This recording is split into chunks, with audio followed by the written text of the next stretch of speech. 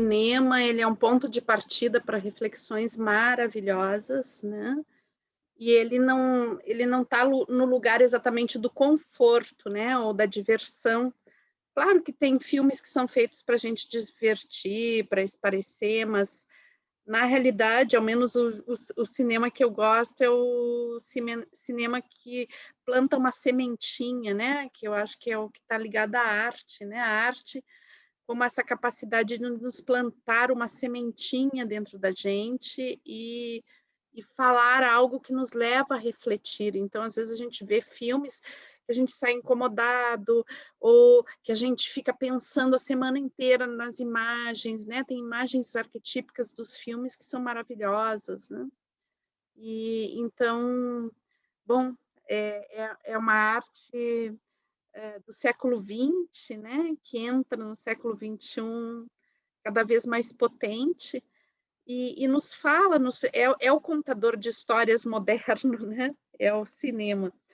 Então, e essa semana, então, a gente tem a história, né, do menino que descobriu o vento, que é uma história real, né, uma história que realmente aconteceu, tem um livro a respeito, e baseada nesse livro, então, surge a história filmada, né? Quem fez esse filme foi agora, vamos ver se eu consigo dizer o nome dele, né? O Chiwetel Ejiofor, Ejiofor, né? Chiwetel Ejiofor, exato. Bom, espero que tenha sido minimamente próxima à pronúncia, né? Então, esse é um ator inglês, tá? A nacionalidade dele é inglesa, e ele é o primeiro filme que ele vai dirigir, né? Foi 2019, um filme que está na Netflix, e assim, só que o Chiwetel, ele tem uma origem africana muito próxima, né?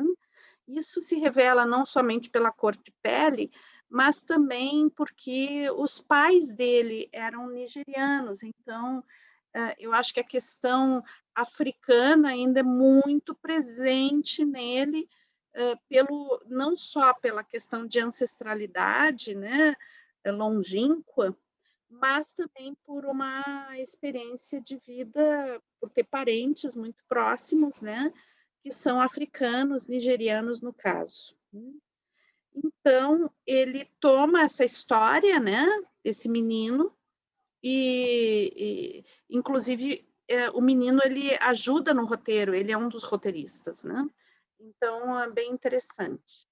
E daí a história, ela vai se passar, e ela se passou na realidade, né, no Malawi, que é um país africano bem pequenininho, que ele está na beira de um lago grande, tá? Ele é um país que está assim na fronteira dos grandes lagos africanos, né? E ele é um país que não tem acesso ao mar, um país essencialmente agrícola, né? E um país muito pobre. Ele principalmente ele vive da produção de tabaco, né? Mas é um país muito pobre, né? E que sofre, como todos os países pobres e africanos, sofre uma pressão internacional muito forte, né? Sofre de pressões também locais, tribais, conflitos, né? Então é toda uma questão que é relativa ao que a gente pode chamar, né? Não sei se seria uma terminologia mais adequada, mas é o que se chama terceiro mundo ou, entre aspas, em desenvolvimento, né? Ou, mas assim, com especificidades bem do continente africano, né? Então, quando ele escolhe essa história para filmar, né, eu acho que ele está falando de algo importante para ele, que são as raízes africanas, né? E um entendimento, quase uma denúncia, né, a respeito de algumas situações da África, que são situações que muitas vezes o mundo se nega a ver, né? Então, o que acontece na África, em alguns países africanos, é muito grave, muito, muito grave, e e é pouco olhado, né? É muito pouco olhado. A gente sabe muito pouco do que acontece na África. E acontece coisas muito potentes e muito graves, né? Em nível de questões humanitárias mesmo, né? Por outro lado, também eu acho que o filme ele traz algumas questões também da tradição africana, da cultura africana, né, da construção da cultura africana, do colonialismo, da influência do colonialismo. Então, não é explícito no filme isso, né? Não é que o filme levante alguma bandeira, ele não está levantando bandeiras, mas nas entrelinhas tem muita coisa para se refletir. Né? Então, eu vi assim que para algumas pessoas, principalmente para alguns colegas que são afrodescendentes, é sofrido ver isso, né? E quando eu procurei também pessoas falando sobre o filme, eu vi que algumas pessoas afrodescendentes falando o quanto era sofrido olhar a história desse menino, né? Então, porque eu acho que mexe questões ancestrais bem potentes. Mas, por outro lado, a gente tem que olhar para isso. Nós, como seres humanos, como humanidade, a gente tem que olhar, né? Olhar para a África, resgatar a sabedoria da África, né? E resgatar a valentia desse povo e a essencial cultura africana, né? Porque, na realidade, a humanidade começa na África, né? O Sapiens sai da África, a nossa grande caminhada humana começa na África. Então, a gente pode dizer que a nossa ancestralidade é africana. Né? Então, negar isso é uma coisa muito grave, e isso tem se repetido ao longo dos milênios, não somente dos séculos. Né?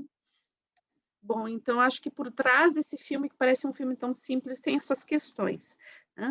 Mas, na realidade, é a história desse menino, né, o William Kankwaba, né, que é um menino que vivia numa vila, né, no Mauabi, Mauali, e ele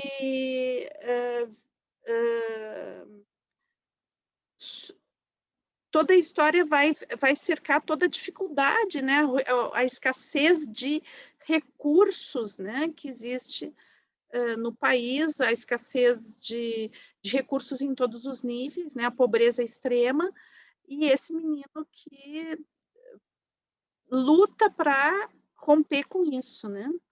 Então, e acabou lutando com sucesso para romper com isso. Então, também ele vai falar um filme que fala o quanto a atitude de uma pessoa, né, pode mudar muitas coisas, né?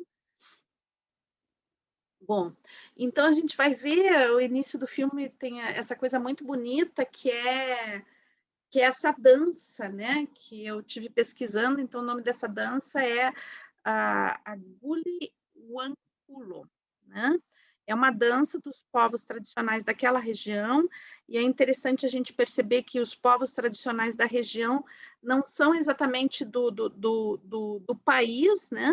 Mas abarca todos os países ao redor. Então, esses povos ancestrais que viveram aí, eles não correspondem exatamente às fronteiras que foram desenhadas principalmente pela colonização. Então, as nações que existiram ali e que os povos que vivem hoje na África são todos descendentes dessas grandes nações, né, e que tinham culturas próprias, são basicamente civilizações, né? Então, eles não correspondem exatamente às fronteiras que foram demarcadas pelo colonizador europeu. Né? Então, é interessante, simbolicamente, a aparição desses personagens, né, que são masculinos, porque eles representam, eles são entidades, né, masculinas, espíritos masculinos, que eles estão presentes em rituais de passagem, geralmente. Então, a gente vai ver que eles vão estar presentes no ritual de passagem, né, na morte, funeral, do avô do menino, né, do William. Então, ali eles se apresentam, né, o funeral está tendo um ato religioso que a gente olhando assim vê que tem uma raiz cristã, né? Não se sabe se é protestante, porque o país é uma colônia inglesa, né? Mas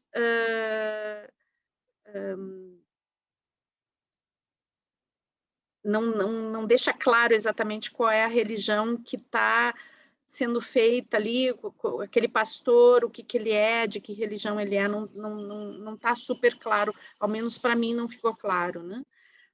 Mas o rito é interrompido pela presença, pela chegada desses dançarinos, né?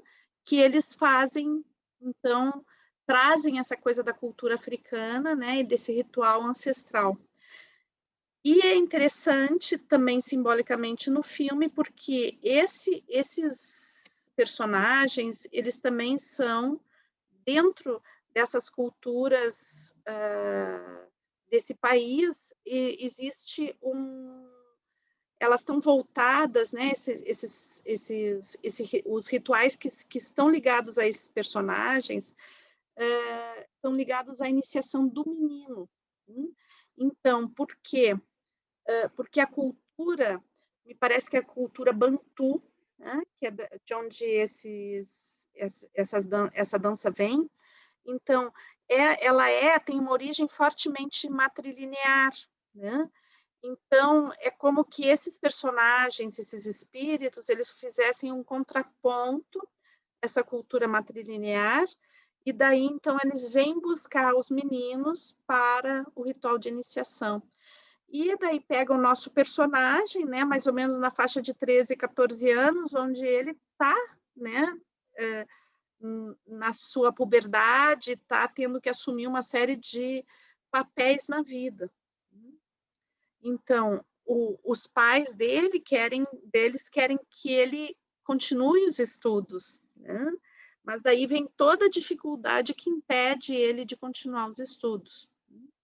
Então, uma das coisas bem interessantes do filme é que se optou por filmar na vila onde ocorreu o fato. Então, as imagens que a gente vê, né, no filme são as imagens exatamente da vila onde o William viveu e aconteceu tudo. Né? E daí eu tive pesquisando um pouquinho sobre essa vila, né?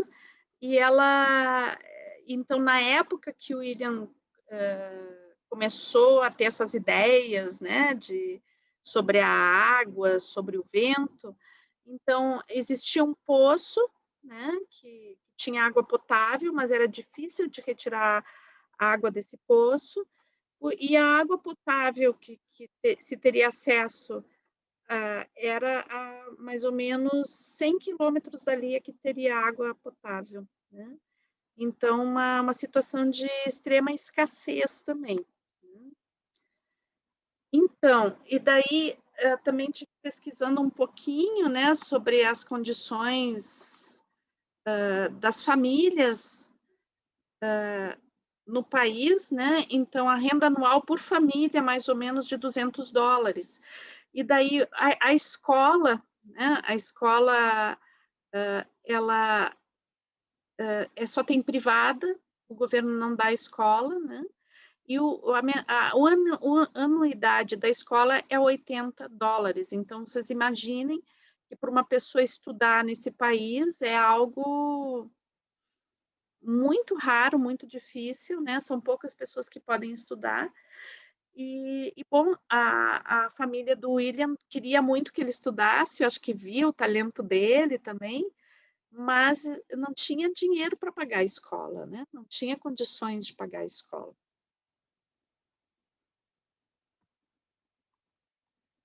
Daí a gente vai ver, né, numa determinada cena também lá no início, né, quando teve o funeral, logo depois uma discussão entre o pai do William e um irmão, né, sobre a posse dessas árvores que o o avô do William cuidou durante todo o tempo para não derrubarem as árvores. E então o tio dele vende todas as árvores, e daí então tem essa cena, né, onde as árvores estão sendo derrubadas, e o pai do William tinha dito que isso provocaria um grande desastre, né? Então a gente não sabe muito bem, né, se todo o desastre ecológico que houve depois, tanto a, a seca quanto a inundação, né, que a gente teve primeiro uma grande inundação, depois uma seca. Então, claro que não é o corte pontual de uma região com árvores que vai provocar uma inundação ou uma grande seca, mas eu acho que simbolicamente estava se falando disso, né? Esse mato que foi vendido, né? Tá falando simbolicamente de algo que aconteceu no país, mas que acontece não só no país, né? Então, que a gente tem todo esse desequilíbrio, né?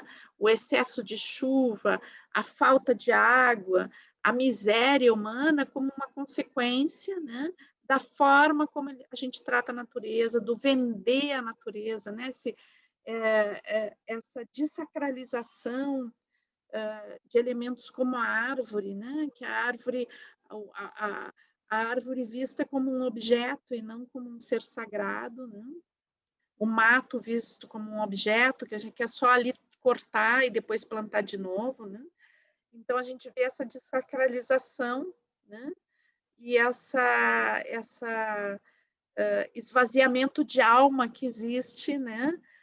E que vai gerando uma crise ecológica, porque a gente vai se relacionando com os objetos como se a gente pudesse comprar tudo, né? E pudesse fazer qualquer coisa, como se a floresta nos pertencesse. E, na realidade, bom, isso traz consequências, né? Bom, daí depois a gente também vai ver, né, que o país, né, ele sofre muito com a corrupção. Então, as pessoas que dizem que querem solucionar as coisas não querem realmente, né? Então, a gente tem toda essa cena com o líder comunitário que vai falar algumas verdades e depois é perseguido, leva uma surra, né? Então, porque existe uma relação onde não, com uma ausência de liberdade de expressão, né? Um governo corrupto que não quer realmente solução, a questão do populismo, né, colocada aí, eu acho que de alguma forma, porque o populismo como um grande problema que a gente tem, né? Não é só na África, em todos os países do mundo, o populismo como algo extremamente nocivo, porque na realidade ele é constituído por governantes que na realidade têm uma postura paternal com o povo, mas esse paternal ele não é de cuidado na realidade, né? Então, as estruturas populistas como algo que facilita muito a corrupção, né? O roubo, e o quanto a miséria é consequência de tudo isso. Então, acho que o filme também expõe bastante as consequências disso. E depois, isso dentro de uma política internacional, né? Então, ele chega a citar as questões do FMI, né? E colocando, então, o filme, a história se passa mais ou menos no início do nosso século, né? E então ele chega a citar que devido ao 11 de setembro não teria menos ajuda internacional, menos compra do tabaco, menos, então teria mais miséria, né? Menos alimentação, menos condições. Então esse povo que já era super sofrido, já vivia em condições mínimas, teria que enfrentar, né, uma condição desfavorável ecologicamente e praticamente abandonados de qualquer ajuda. E daí, então, aqui eu acho que outra questão que o filme vai tratar, não diretamente, mas ele fica nas entrelinhas, tudo isso que eu estou falando está nas entrelinhas, né? A pessoa pensa sobre isso se ela tiver condições de pensar, porque na realidade não é que o filme está levantando alguma bandeira sobre isso, ele está falando sobre as consequências disso tudo, né? Então, aqui a gente tem a questão, que eu acho que é a questão da África e a questão da América Latina também, né? Que é a questão de um racismo estrutural, onde o que significa isso, né? Que a própria estrutura da sociedade, a própria estrutura da organização, ela tem uma questão de racismo que está dentro dela, dentro da própria estrutura mais profunda social, né? Então, quando a gente vê o estado de abandono, né, dos países africanos e o estado de fome profunda que alguns países africanos passam, né? E também muitas vezes o estado de violência, né, que existe na África, em alguns países, a gente vai ver um estado de realmente de abandono, né? Porque essa parte da humanidade, né, não é cuidada como outras partes da humanidade, né? Porque é considerada uma parte. Então, acho que é uma interpretação um pouco óbvia que existe uma coisa estrutural de racismo mesmo, né? Mas não um racismo exatamente dentro da África, é um racismo global, né?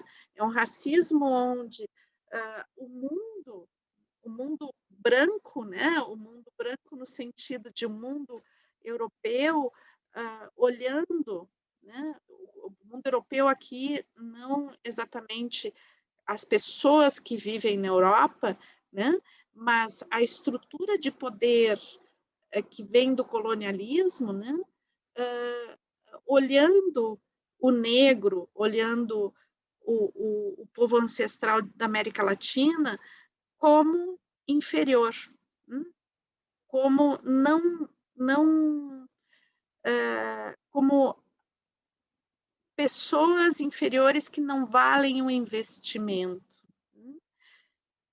E a sensação que me dá muitas vezes, né, e isso acho que não está muito explícito no filme, mas é uma sensação minha, né, é que na realidade também a África é um continente muito rico, né, um subsolo rico, e que existem interesses ocultos aí também no dizimar, né, dessa população. Então, tudo isso junto, né, forma algo bastante doloroso, né? E é interessante porque a gente tem vindo numa trajetória, vendo a questão da tecnologia, né? Quando a gente viu 2001, essa super tecnologia que é capaz de nos levar para o espaço, né? Quando a gente viu o filme Sonhos, do Akira Kurosawa, a gente viu as consequências da má utilização da tecnologia, né? Quando existe toda a questão da energia atômica mal utilizada.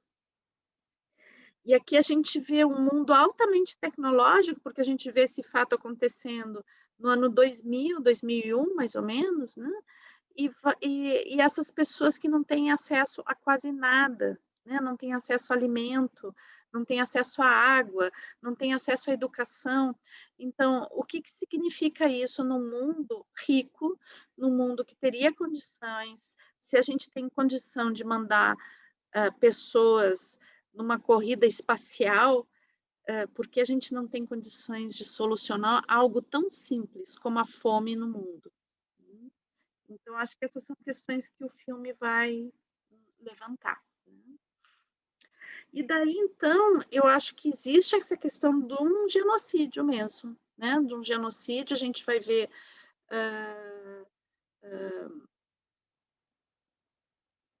não chega a ser uma intencionalidade evidente, né?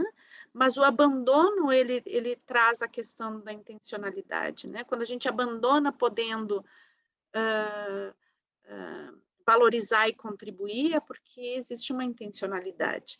E daí, então, eu acho que existe também um genocídio que não passa somente pelo eliminar pessoas, mas também eliminar ideias, né? Eliminar formas de ver o mundo, eliminar olhares para o mundo, eliminar sabedorias que têm a ver com um povo. E então toda a cultura africana, né, à medida que o povo se empobrece e vai acreditando numa desvalorização, numa impossibilidade de ser, vai aceitando também, né, essa condição de submissão e essa questão de menos valorização, e às vezes essa aceitação é realmente forçada por um estado de extrema miséria, né? Porque a gente sabe que a miséria nos bloqueia a visão de mundo, então não é que tenha qualquer condição étnica que determine a não reação, né? Mas sim, muitas vezes, a condição orgânica mesmo, né? De poder ter acesso a coisas que me dão condição de fazer uma reflexão, me dão condições de reagir, né? Então, na realidade, o que vai morrendo não é somente as pessoas, mas vai morrendo uma visão de mundo, uma visão mágica de mundo, uma visão científica também, né? Porque não é só os dados culturais, o, como a gente viu na dança, né? Nos dançarinos, que vai sumindo isso, mas também a gente vai ver uma sabedoria desse povo, né? As formas de fazer, as formas de cuidar, as formas de se relacionar que vão desaparecendo, né? Vão desaparecendo, e são referenciais muito importantes que a humanidade toda vai perdendo, né? Então, quando a gente elimina um povo, quando a gente elimina uma, uma cultura, a gente está eliminando algo que pertence a toda a humanidade e que poderia beneficiar a todos. E daí, então, a gente vai encontrar dentro dessa situação, né, a genialidade e a inteligência do William, né? Então, eu acho que também aqui a gente vai falar, né, justamente disso, da genialidade e da inteligência desse homem negro, né, que, que dentro de uma cultura de racismo estrutural, se nega a ver a inteligência e a genialidade nas pessoas negras. Então, a gente tem colocado, eu tenho colocado muitas vezes, né, que existem pessoas que são excluídas da história, né? Então, quando a gente vê, por exemplo, a história que é contada, a história contada é muito a história dos homens, né? Dos homens brancos, dos homens principalmente anglo-saxões, a história é contada por aí, a história das guerras, né? Como se não existissem personagens femininos.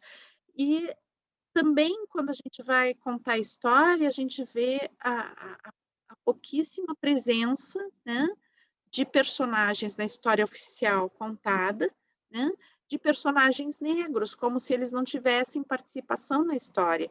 Então, nós, especialmente na América, né, vamos olhar a história do povo negro como se a história do povo negro começasse na escravidão, né?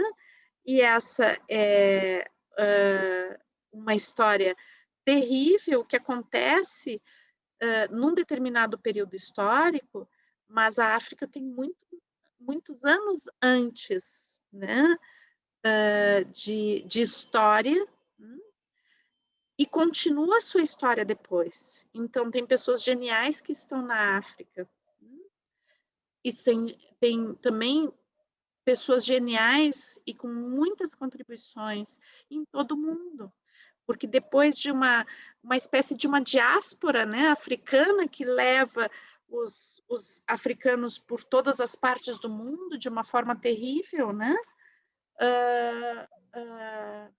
faz com que, na realidade, a contribuição da África vá se espalhando por todo o mundo, né?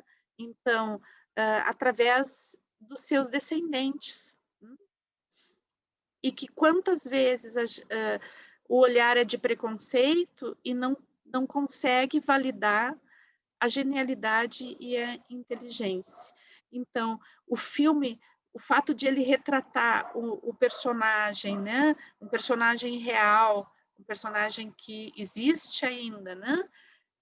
Ele nos traz essa memória e essa consciência, né? E daí também eu acho que o filme ele vai falar o quanto a genialidade e a loucura eles estão próximos, né? Porque a própria comunidade vai olhar o William e dizer assim, esse cara tá louco, esse cara tá sonhando, né? Então, o quanto ele teve que lutar contra o preconceito da própria comunidade que dizia assim, não, espera um pouquinho, esse cara tá pirado, né? Nem mesmo o pai dele acreditava no final, né? Então, ele teve que realmente batalhar, né?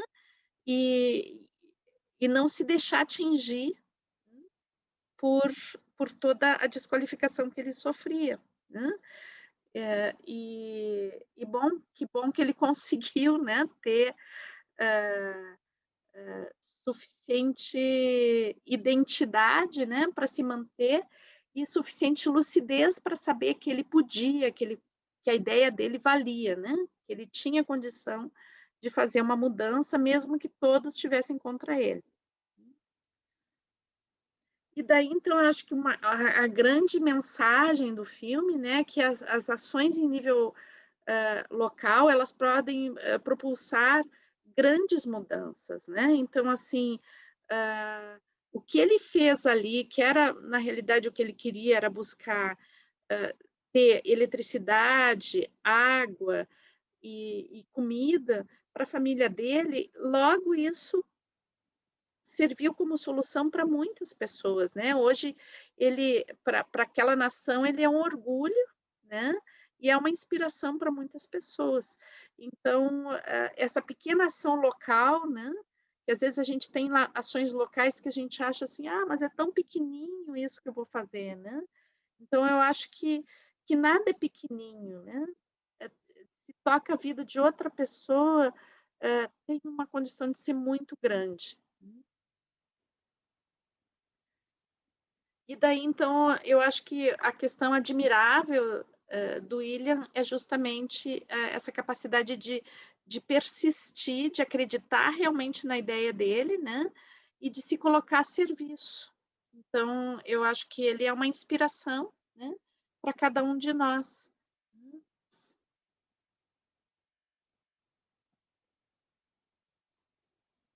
E eu acho que traz também uma questão bem importante sobre o autodidata, né? Porque chega um ponto que ele não tinha mais condição de frequentar a escola, né? E ele começa a perceber, ele é muito observador, ele começa a perceber, fazer relações entre as coisas, né?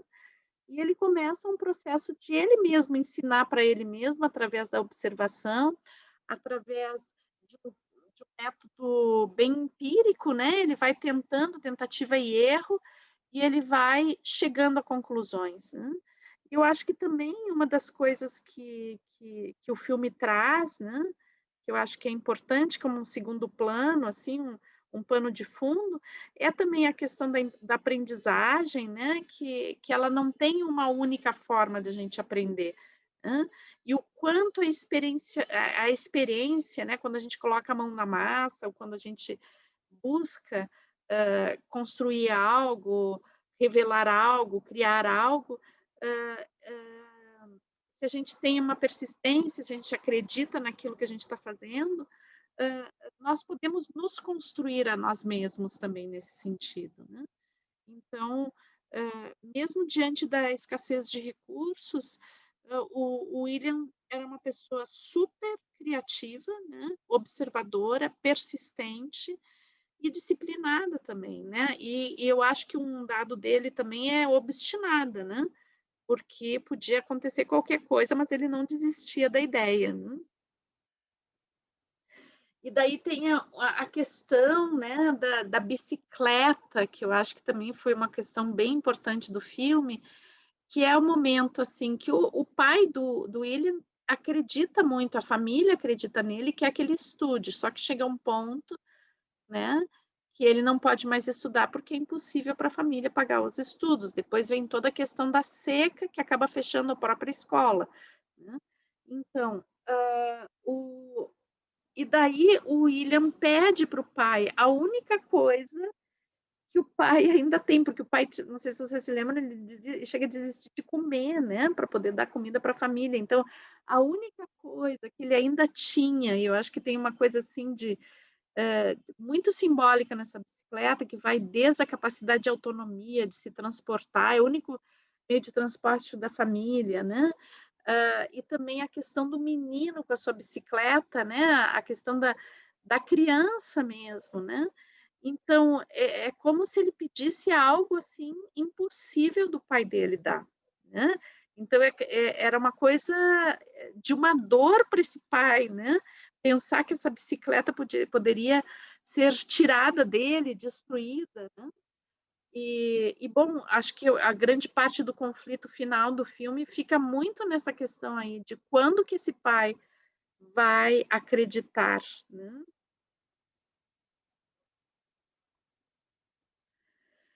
E daí, então, tem essa questão, acho que também muito simbólica que o filme traz, que é o próprio vento, né?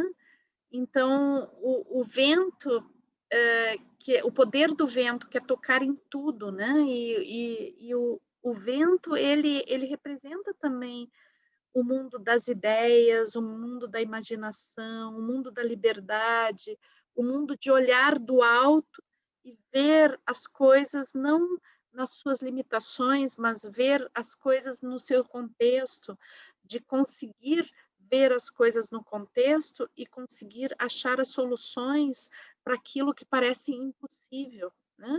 Porque se a gente olhar da perspectiva de quem estava naquela vila, né, passando por tudo aquilo, a gente vai entrar na visão do impossível, né? Não tem solução, não tem como solucionar. Bom, descobrir o vento, né? É descobrir a possibilidade, né? Descobrir lá do alto, ver lá do alto e conseguir ver que existem soluções, que as soluções existem, só que às vezes a gente não consegue ver, não se deixa tocar pelo vento. E daí eu acho que também é um filme que ele vai trabalhar assim, metaforicamente sobre os 4 elementos, tá? Então, assim, ele vai trabalhar o ar como a capacidade de imaginar, né? Então, tem toda a questão da água como um elemento vital, né? Como um nutrimento vital, a água que gera vida, sem água não tem vida, né? A terra que gera o alimento, e o fogo, que é a energia, que é gerada pelo vento, né?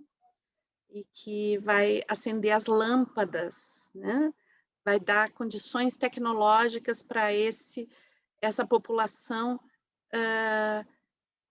criar cada vez mais soluções. Então, também eu acho que à medida que o filme trabalha sobre os 4 elementos e as soluções que são encontradas sobre os 4 elementos, ele também significa um empoderamento dessa população que é capaz de gerar as próprias soluções. Ou seja, se a gente puder olhar para essas populações não como pessoas carentes, né, que precisam receber coisas prontas, mas sim pessoas as quais vale a pena de investir como pessoas, né, e que tem uma riqueza, um mundo todo a desenvolver. Então, bom, né? Eu acho que o filme ele está colocando muito sobre isso, né? Que existe um valor aí, é uma pedra preciosa que precisa ser cultivada, né? Que precisa ser cuidada e principalmente precisa ser reconhecida. E eu acho que nesse sentido o filme ele cumpre esse papel, né? De dar essa visibilidade. E eu gostaria, né, para finalizar, eu gostaria de apresentar para vocês o William, né? Então, eu fui atrás dele, né? E tem uma palestra que ele deu no TED, tem uma primeira palestra que ele chega a falar dessa primeira palestra, tá? No TED, que ele disse 3 palavras na primeira palestra, porque ele ficou apavorado. E agora, na segunda palestra, ele fala por que ele disse 3 palavras só, e daí ele desenvolve um pouquinho mais a ideia, né? Então, eu vou passar para vocês, tá? Deixa eu ver só aqui onde é que tá. Para a gente finalizar e conversar um pouquinho. Então, deixa eu só localizar aqui onde é que tá. Tá aqui.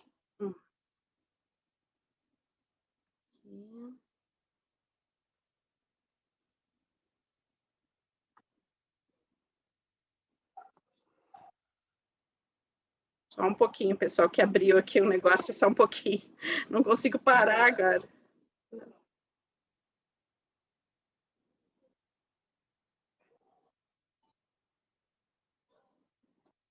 Ok. Saiu a tocar o filme aqui sem eu ordenar essa tecnologia. Então, eu vou filmar, tá, pessoal? Mas eu acho que vai ser bloqueado. O TED bloqueia, tá? Então, o que a gente vai... Eu vou tentar subir com o TED, senão eu vou botar embaixo o link depois, tá? Dessa última parte. Eu não quis botar essa apresentação durante justamente um dos motivos, não só, né? Eu queria que vocês também conhecessem toda a história antes de apresentar ele, né? Mas também porque possivelmente eu vou ter que tirar e deixar o link embaixo para vocês acessarem essa palestra de agora, porque eu acho que o TED não vai me deixar, vai ter problema com direito autoral, tá? Mas eu vou dar uma tentadinha. Às vezes eles deixam, às vezes não. Então, vamos lá.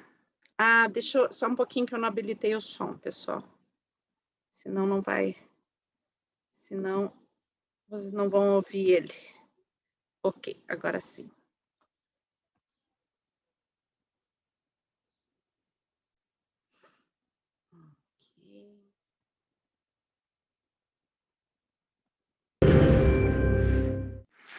Thank you.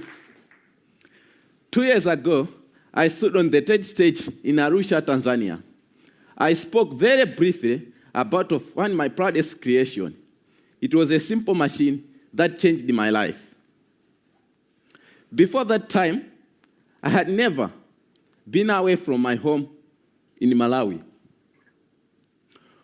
I had never used the computer.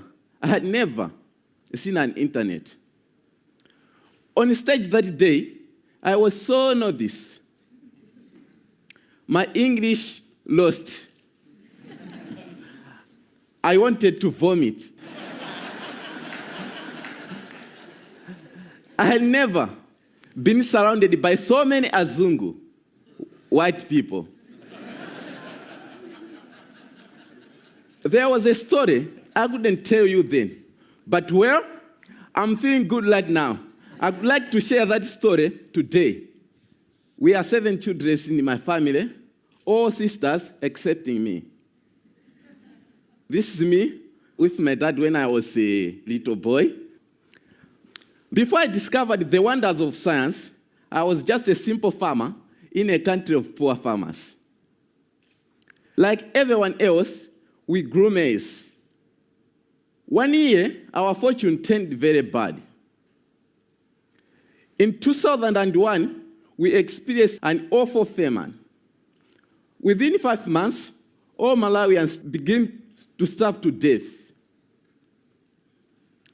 My family ate 1 meal per day at night, only 3 swallows of sima for each one of us. The food passes through our bodies. We drop down to nothing.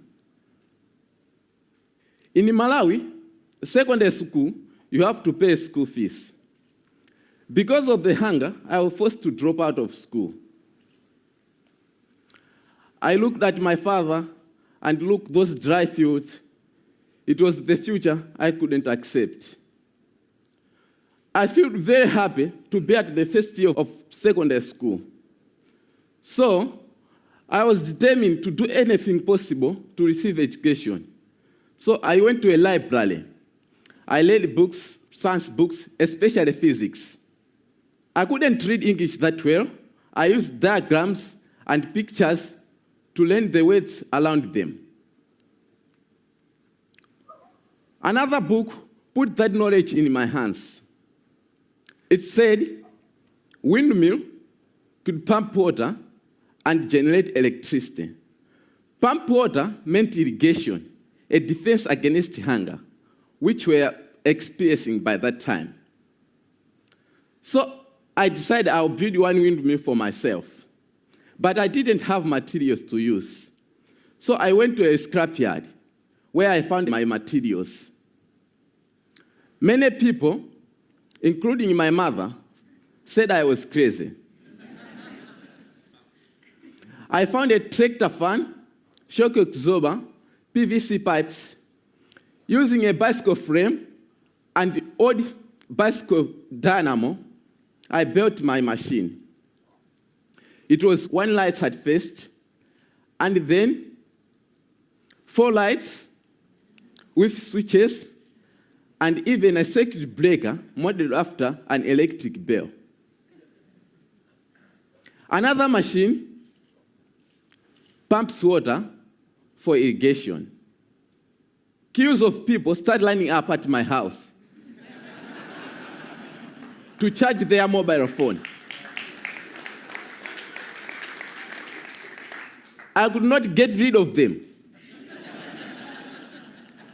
And the reporters came too, which led to bloggers, and which led to a call from something called TED.